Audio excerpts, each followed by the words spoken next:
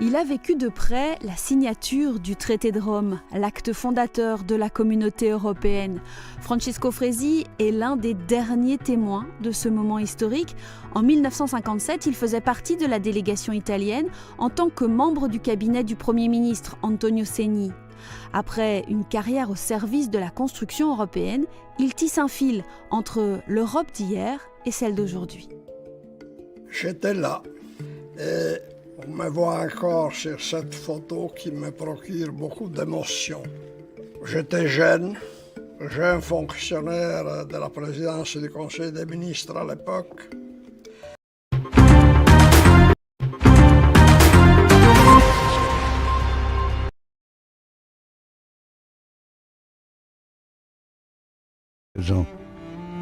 Samobójstwo dowódcy i cała komenda, prawda, to ci wszyscy, którzy zostali przy życiu, wyszli na aryjską stronę.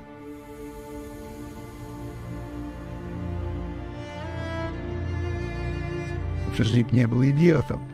Dawał sobie sprawę z tego, z jaką siłą się zmierzamy. Ale to był symbol. To był symbol oporu przeciwko faszyzmowi, przeciwko niewoli.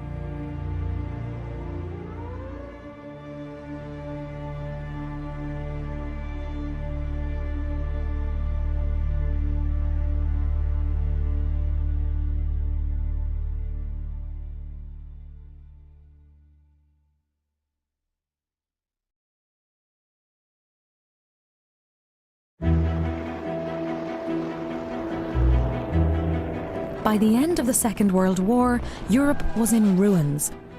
The productive capacity of many of its countries destroyed. From these ruins emerged a new project of collaboration. Signed in 1957, the Treaty of Rome would become the basis for Europe's reconstruction. Antonio Tajani, the President of the European Parliament, highlights the treaty's key role in shaping the Europe we know today. Sono i risultati di 60 anni di pace, 60 anni di libertà. I giovani non si ricordano quanto hanno sofferto le famiglie europee a causa delle 2 guerre mondiali. Questo è un risultato straordinario, dobbiamo difenderlo, dobbiamo andare avanti. Perché la libertà è una conquista che va difesa giorno per giorno. Earlier in 1951, 6 countries had created the European Coal and Steel Community to boost economic revival and help ensure lasting peace by creating a common market for these essential wartime commodities. Vigorously promoted by the French Foreign Minister Robert Schuman, the ECSC Treaty was signed in Paris by France, West Germany, Luxembourg, Belgium, the Netherlands and Italy. A wind of change swept over Europe. L'Europe ne se fera pas d'un coup, ni dans une construction d'ensemble. Elle se fera par des réalisations concrètes, créant d'abord une solidarité de fait. The decisive step towards European integration was taken 12 years after the end of the Second World War. On the 25th of March 1957, representatives of the same 6 countries met in Rome to sign the treaty establishing the European Economic Community, the legal cornerstone of the future European Union.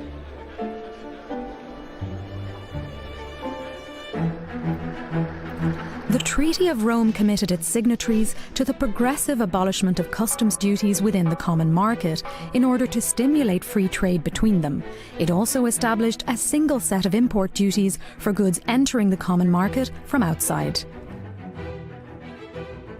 Based on the free movement of goods, people, capital and services, the common market led to a sharp increase in commercial interactions, generating at least 2.75 million new jobs between 1992 and 2006.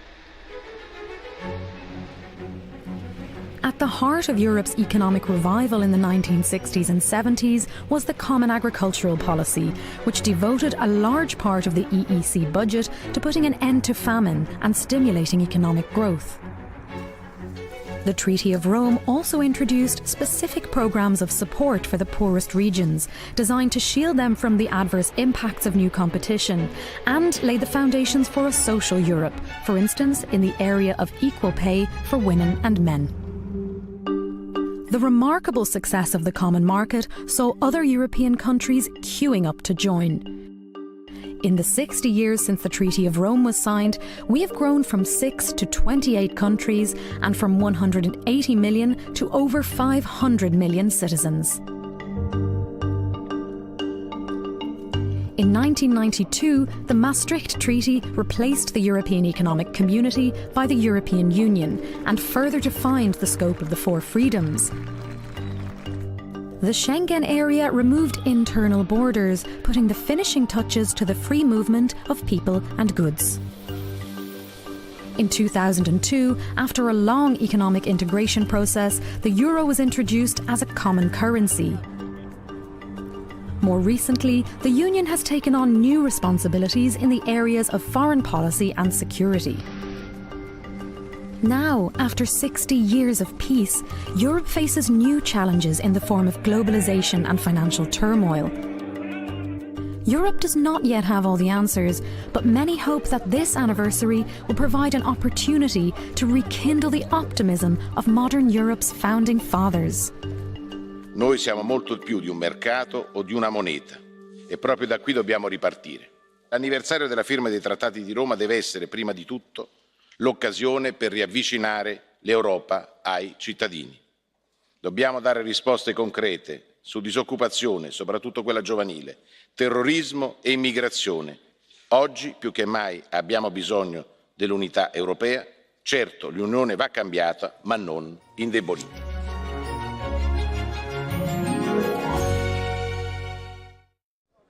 Simone Veil s'est éteinte à l'âge de 89 ans. Femme politique française, elle a profondément marqué la vie publique de son empreinte. Élue première femme présidente du Parlement européen en 1979, elle y a défendu des positions fédéralistes et supranationales. Je voudrais vous remercier tous pour la grande preuve de confiance que vous m'avez donnée en me nommant à ce poste éminent. Quand j'avais pris mes fonctions, le Parlement européen n'était pas du tout connu. Et j'avais vraiment été en quelque sorte un emblème. Et suscité, je dois dire, beaucoup d'intérêt, non pas pour moi personnellement, mais pour faire connaître le Parlement européen. En 2011, le Parlement européen lui a rendu hommage de son vivant en baptisant la place située au pied de ses bâtiments à Bruxelles de son nom. Plus d'1,5 million d'êtres humains assassinés. Simone Veil a vécu une enfance marquée par la Seconde Guerre mondiale. Juive, elle a survécu 8 mois dans l'enfer du camp d'extermination d'Auschwitz. Le devoir de mémoire face à cette tragédie a été un de ses combats. Et dans ce dessein, ce très grand dessein que ça ne puisse pas se reproduire, pour moi il n'y avait qu'une chance, c'était l'Europe, la réconciliation. Simone Veil s'en est allée. Son action restera dans l'histoire comme un symbole de progrès, de fraternité et de paix.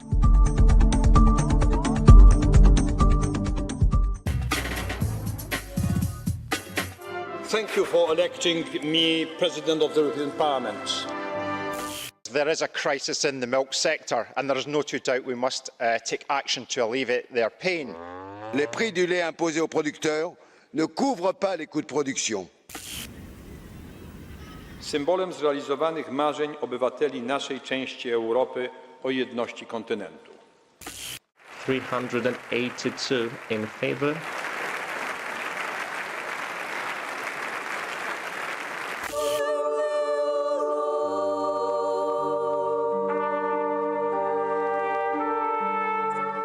De klok is ticking, want we staan voor de belangrijke uitdaging ervoor te zorgen dat er in Kopenhagen een ambitieus akkoord wordt gesloten over de klimaatverandering. And it's hard to take the political decisions necessary when there is doubt about whether climate change is taking place. Le destin de la planète est entre nos mains. Si nous ne mettons pas un terme à la dégradation de notre environnement et aux inégalités, le pire est à craindre. Chciałbym, abyśmy uczcili chwilą skupienia tych, którzy odeszli, broniąc Europy, albo też pracując, by miała ona swój obecny kształt.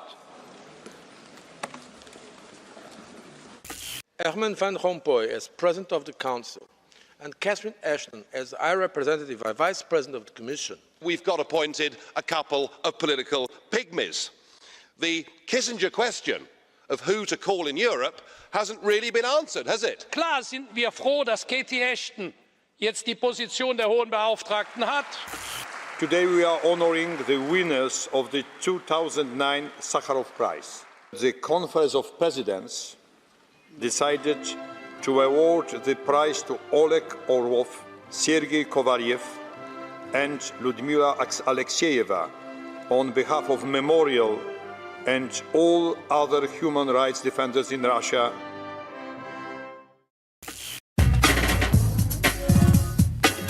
Juste avant la Saint-Valentin, on dit à M. Barroso « Je t'aime, moi non plus, et de toute façon, on ne te croit pas, mais on va voter pour toi. » Notre continent a une véritable dette vis-à-vis de Haïti, un devoir de réparation après tant d'années de domination et de pillage. L'échec de Copenhague ne doit évidemment pas être une raison pour réduire nos ambitions. Of course, that's what global warming is all about. We've got to get used to freezing temperatures. La réalité dans le monde, c'est que l'Europe n'est pas à la hauteur de la crise économique. Ta gueule!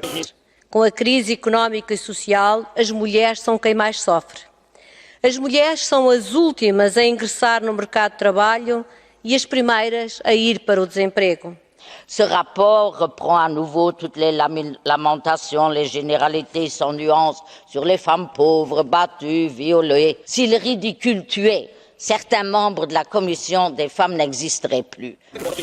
If the US administration would propose to US Congress something equivalent to this, to transfer in bulk bank data of American citizens to a foreign power, we all know what US Congress would say, don't we?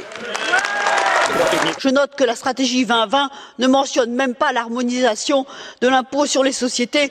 Peut-être l'avez-vous oublié dans un tiroir, je vous invite à regarder ça d'un peu près.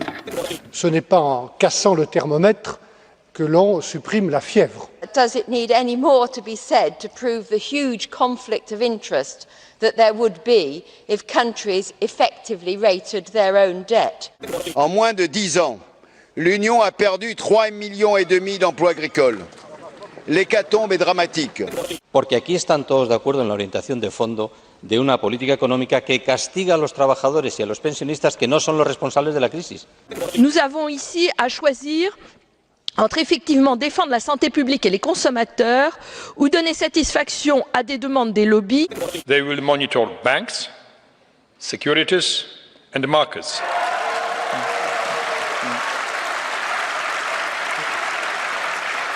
To puste krzesło stojące na środku naszej sali świadczy o tym, jak bardzo jest potrzebna nagroda.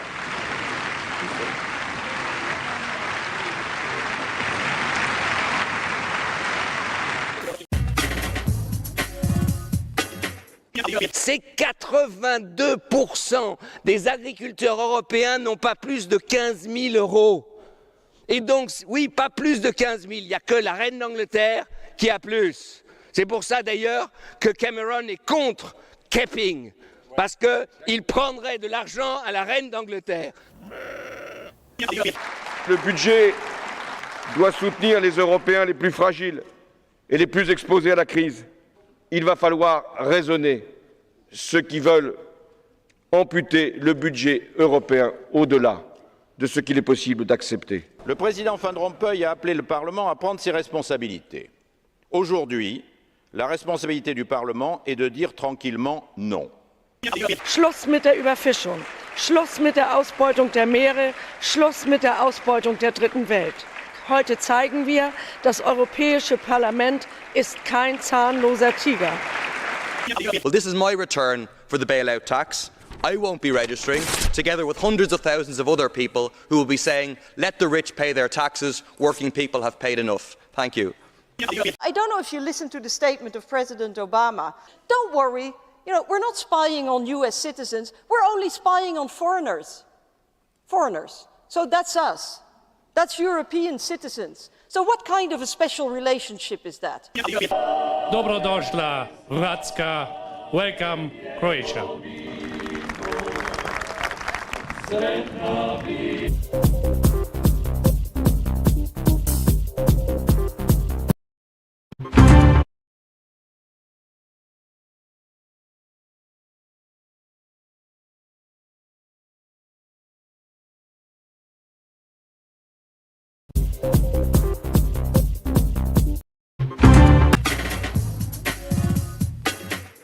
C'est 82% des agriculteurs européens n'ont pas plus de 15 000 euros. Et donc, oui, pas plus de 15 000. Il n'y a que la reine d'Angleterre qui a plus. C'est pour ça d'ailleurs que Cameron est contre capping, parce qu'il prendrait de l'argent à la reine d'Angleterre. Le budget doit soutenir les Européens les plus fragiles et les plus exposés à la crise. Il va falloir raisonner ceux qui veulent amputer le budget européen au-delà de ce qu'il est possible d'accepter. Le président Van Rompuy a appelé le Parlement à prendre ses responsabilités. Aujourd'hui, la responsabilité du Parlement est de dire tranquillement non. Schluss mit der Überfischung, Schluss mit der Ausbeutung der Meere, Schluss mit der Ausbeutung der Dritten Welt. Heute zeigen wir, das Europäische Parlament ist kein zahnloser Tiger. Well, this is my return for the bailout tax. I won't be registering, together with hundreds of thousands of other people who will be saying, let the rich pay their taxes, working people have paid enough. Thank you. I don't know if you listened to the statement of President Obama. Don't worry, we're not spying on US citizens, we're only spying on foreigners. Foreigners. So that's us. That's European citizens. So what kind of a special relationship is that? Dobrodošla, Hrvatska. Welcome, Croatia.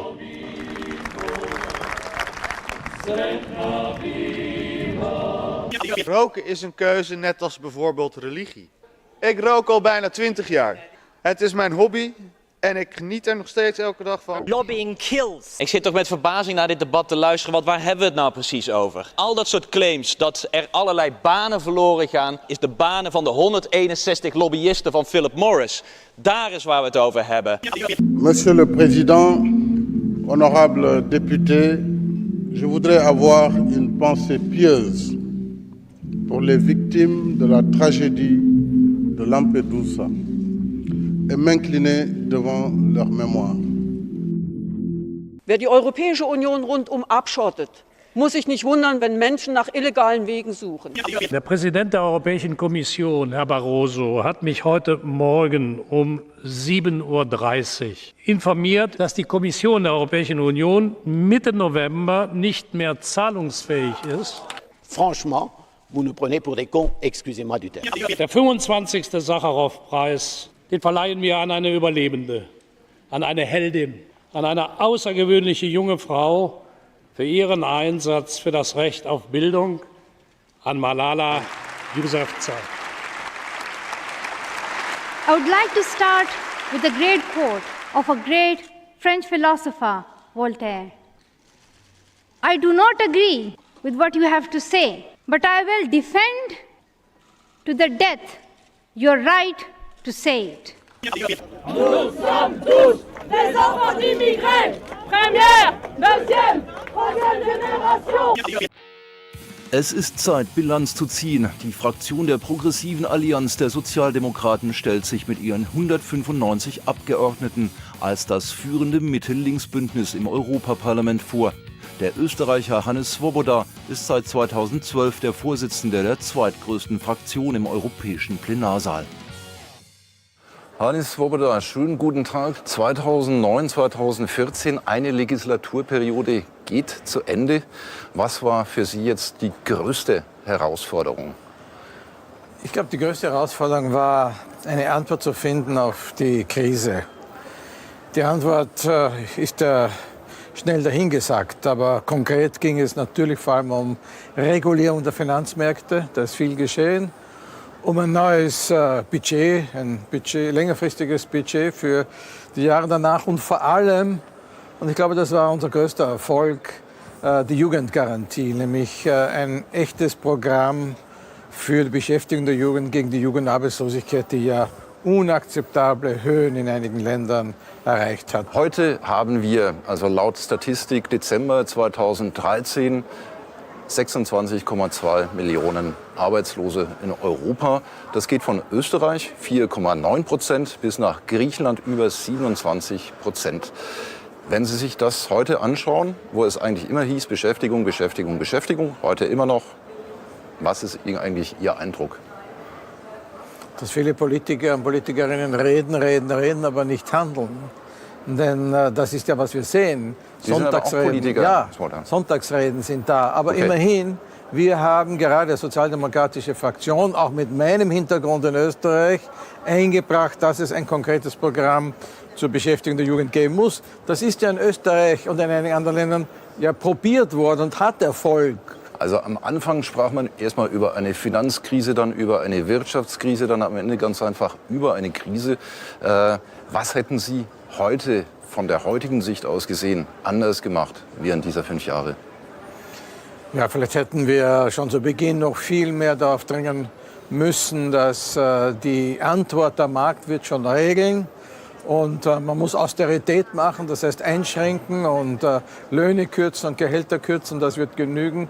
Dass wir vielleicht am Anfang schon hätten mehr daran arbeiten müssen, zu überzeugen. Aber ich glaube, wir haben viel getan. Aber es gibt natürlich Leute, die wollen nicht. Die wollen nicht zur Kenntnis nehmen, dass die Krise eben nicht nur eine wirtschaftliche, sondern auch eine soziale, eine politische ist.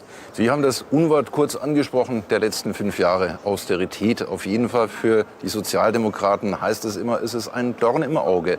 Sie sitzen aber auch hier und diese Austerität haben wir wohl in vielen, vielen Ländern. Wir haben uns nie dagegen gewehrt, dass man auch einsparen muss, Gelder, dass man die Gelder effizient verwenden muss. Aber wir haben immer uns dagegen gewehrt, dass wichtige Investitionen gestrichen werden. Dass zum Beispiel in Spanien die Erziehung zusammengestrichen wird, die Ausgaben für Erziehung, zum Beispiel für die technische Erziehung. Das ist absoluter Unsinn.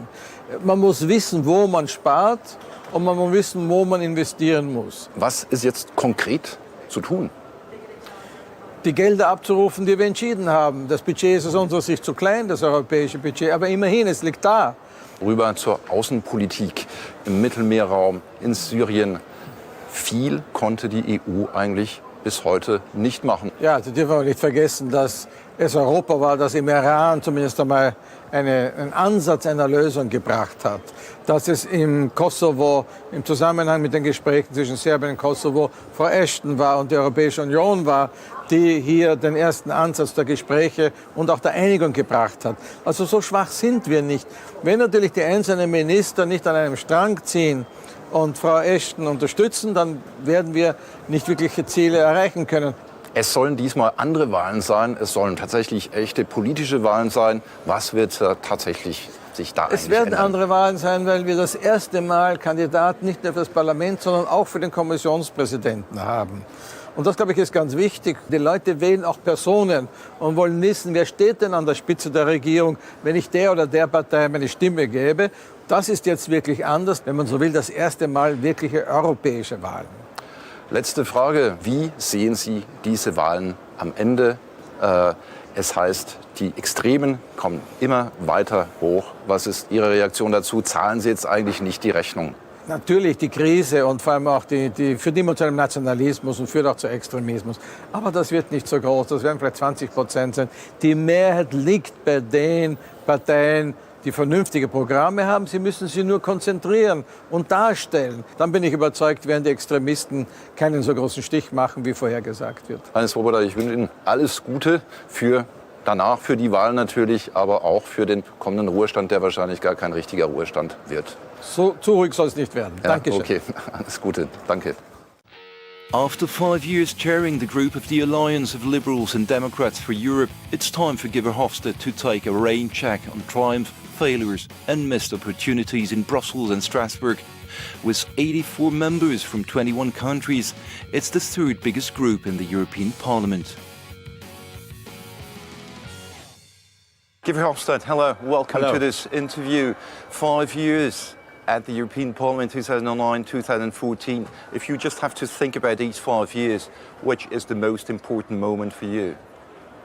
Well, there are a number of important moments. For me personally, the last weeks it was this choice of the Ukrainian people. for the European Union. Why I give that as an example? Because there are so many nationalists, populists, Eurosceptics criticizing the European Union from the inside. And at the same time, there are people giving their lives for European values. And that shocks me that from the outside people want to join the European Union, and that from the inside Eurosceptics are criticizing the Union. These elections are predicted as being the one of populists. Yep. Do you agree with it? And especially what will you do against it? I agree with Eurosceptics that we didn't really manage this Euro crisis very well. The enormous unemployment figures are a proof of that. But the solution for that crisis is not to go back in history, to retreat ourselves behind the national borders. So what we need to do is to tell to the citizens that yes, it's true, we badly managed this crisis, but no, it's a lie to say to the people that all these problems can be solved by national policies, by retreating again behind our national borders. Climate change, how do you solve climate change? Only on the European level you can tackle that problem. Or, for example, the bad financial products, the toxic products coming from the other side of the Atlantic Ocean. How you regulate it? Only on the European level you can regulate. Or migration coming from North Africa. How you tackle that problem? Only on the continental scale. On the European level, you can develop a credible strategy. But you had 5 years now. If you look back at it, would there be one moment where you say, well, I would do this one different, especially on prices, certainly for example? What I should say is that we need another commission who use his right of initiative. I think that the main weakness of the policies of the last 5 years was that the European Commission was not in command. It was the European Council, that means 28 heads of states and government. But how you can manage a crisis with 28 heads of states and governments seeing each other 4 or 5 times a year? That's impossible, because mostly they decide with unanimity, and that is not the right way to tackle a crisis. Guy Verhofstadt is a bit the symbol of a federal Europe today, writing books with the president. If federal doesn't mean a superstate, I agree with you. But if it means a superstate, I don't agree, because I am against a European superstate. And so, how do you see this federal Europe not being a superstate? I mean, how do you see the future that you do on the European level only those things where you can prove an added value of Europe. If you cannot have an added value, then it's not necessary to do it on the European level. Then you do it closer to the citizens, on the regional level, on the local level, on the national level. It's only where you can see that a European cooperation and integration creates an added value. That is what you have to do on the European level. These elections are always presented as very special elections, being the one where for the first time the president of the European Commission could be elected by the people, or in a different way, of course. In a certain way. How do you see yourself within all this? It was in this new commission. No, I'm a candidate for the Liberals for the presidency of the European Commission, and it's good that the citizens can have a direct influence on that choice, because that was not the case in the past. It was a decision by heads of states and government in some rooms in Brussels. So now we have a more open, transparent procedure, and I think that's a very good thing. And my plan, my program is to have a commission who is in the lead of new European policies, with a European Commission using his right of initiative to bring forward these new strategies and new policies. Okay, we wish you all the best, Guy Verhofstadt, for the coming election to your group, and let's see what comes out. Thank you. Thanks.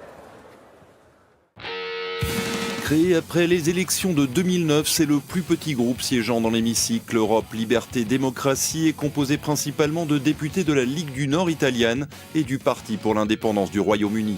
À la tête du groupe, 2 présidents, l'italien Francesco Enrico Speroni et le britannique Nigel Farage. Ils tirent ensemble le bilan des 5 premières années d'existence du groupe. Nigel Farage, hello and welcome. Ready after make-up. 5 years. in Strasbourg, in Brussels, if you have to remember just one specific moment, what would it be? Well, it's very difficult for me not to remember Mr. Herman Van Rompuy as a result of the Lisbon Treaty becoming the president of 500 million people and appearing in the chamber in Brussels to present his credentials. I suppose the response that I gave him did provoke a little bit of an uproar. So on a personal level, that has to come at the top. Francesco Speroni, bonjour. Bienvenue sur ce plateau. On a eu pendant 5 années un mot, un maître mot, c'était le mot crise, qui était financière, économique, sociale à la suite. Vu aujourd'hui, de l'année 2014, peu avant les élections, quelles seraient les erreurs, et des erreurs, il y en a eu, il faut bien l'avouer, que vous ne feriez plus, ou qu'est-ce que vous changeriez avec la connaissance que vous avez aujourd'hui? Gli errori sono stati fatti dalla maggioranza di questo Parlamento che, trascinata dalla Commissione, ha imposto misure di austerità eccessive, ad esempio nei confronti della Grecia, ma non solo. Questo, se in un certo modo è servito a risanare i bilanci, ha stroncato l'economia, ha bloccato lo sviluppo, ha creato una grandissima disoccupazione. In pratica il rimedio è stato quasi peggiore del male. I think the European project has made two huge mistakes. The first is to enlarge too quickly, to include countries, former communist countries in many cases that haven't yet recovered, from all those decades and all that economic stagnation. So I think overreach geographically, which has led to this big free movement of peoples, which has led to quite a big political rebellion in the north. That's the first mistake that the project's made. And the second mistake the project's made is the Eurozone should never have included the Mediterranean countries. We've seen during the 5 years of this Parliament successive bailouts of Eurozone countries. In the case of Cyprus, a bail-in, which is an entirely new concept.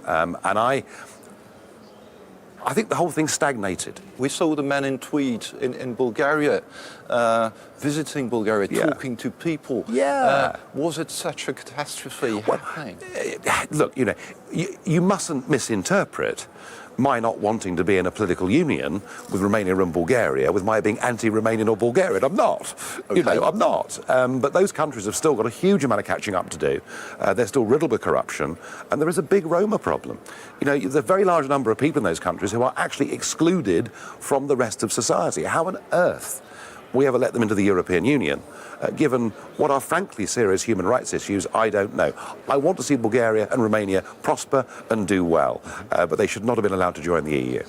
La politique d'immigration de l'Union européenne est-elle un problème à vos yeux, principalement pour l'Italie qui connaît réellement une immigration très très forte? Comment est-ce que vous voyez la solution? È un problema che dovrebbe essere comune, invece ogni Stato fa per conto suo, non c'è una vera solidarietà europea, rimane in vigore il regolamento di Dublino, per cui quando arriva qualcuno che chiede asilo politico, e in molti casi ne ha diritto, però va verificato, comunque è a carico del paese dove arriva. Back to the word of these 5 years, the crisis, the financial one, the economic one. What should change today?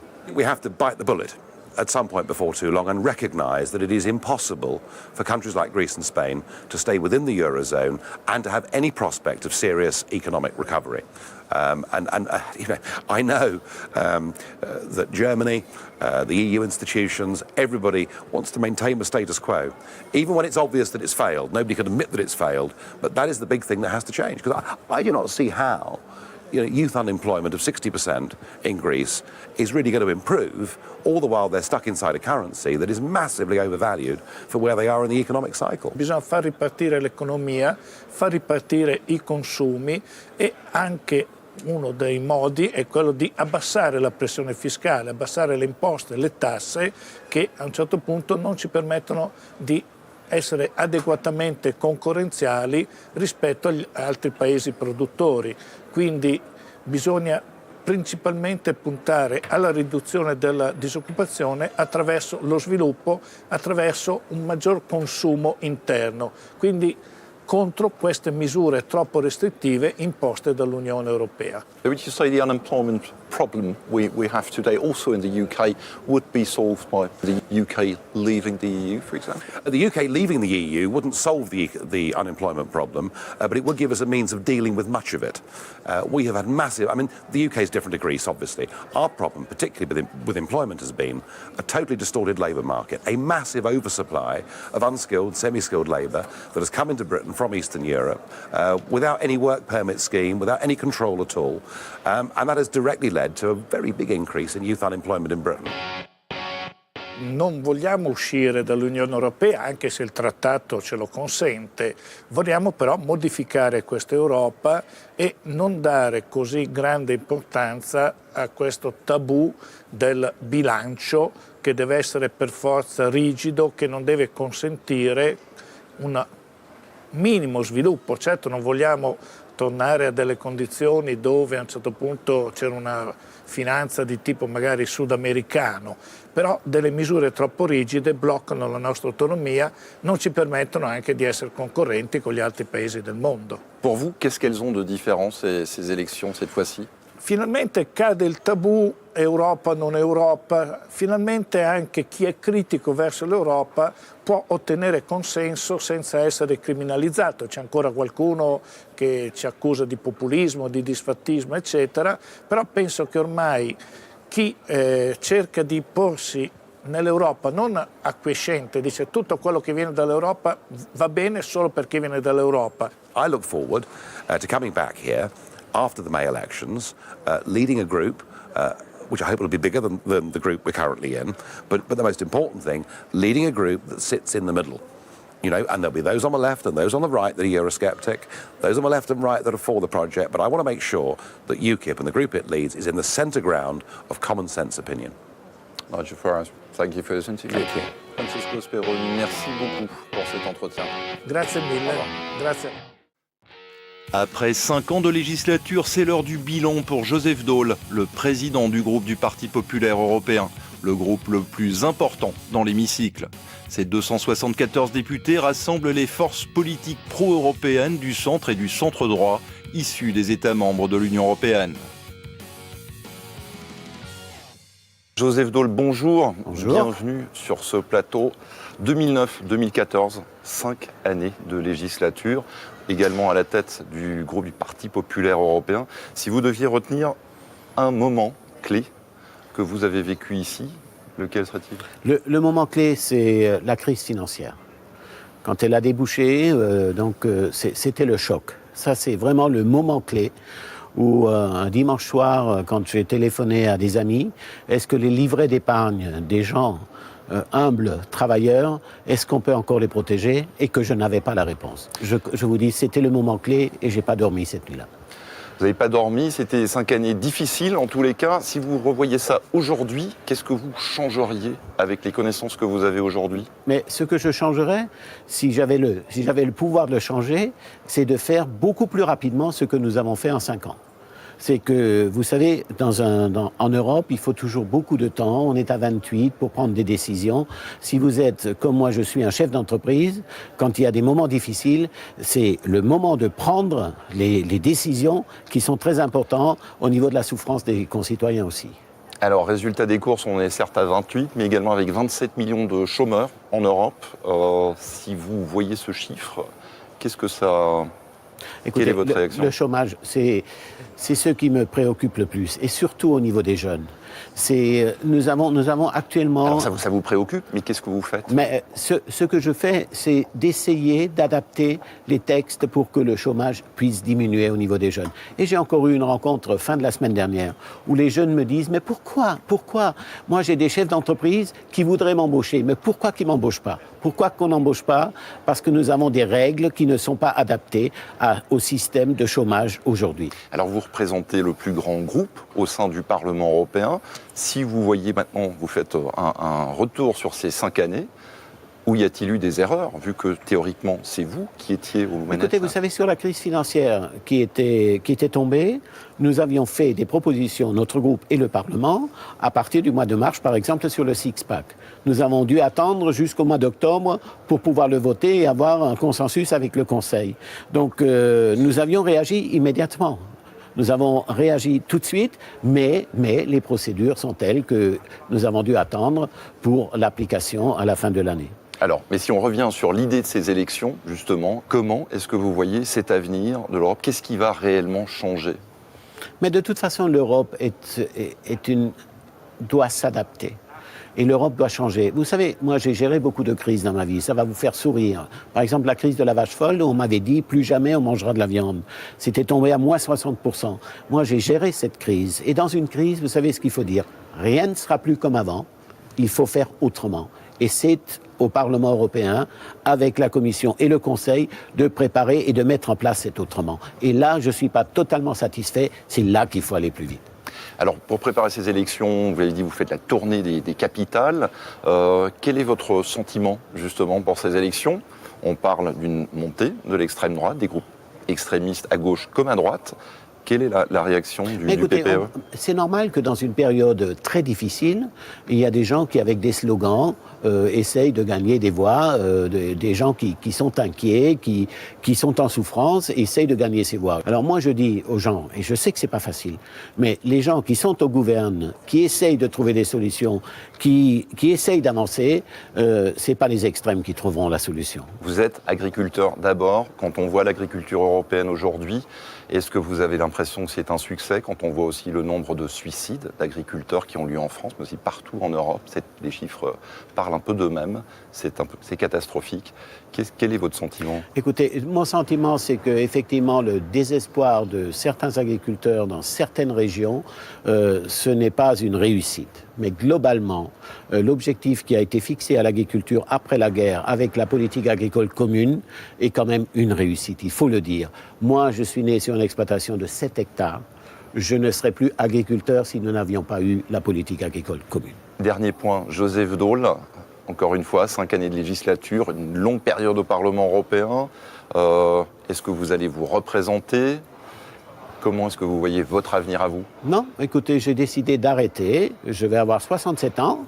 Je crois qu'il y a un temps pour tout. Je vais m'occuper du parti parce que personne ne peut prendre 2 grands dossiers. Donc je crois que j'ai fait 7 ans et demi de président de groupe, 15 ans de parlementaire et je vais essayer de faire autre chose maintenant au niveau du parti.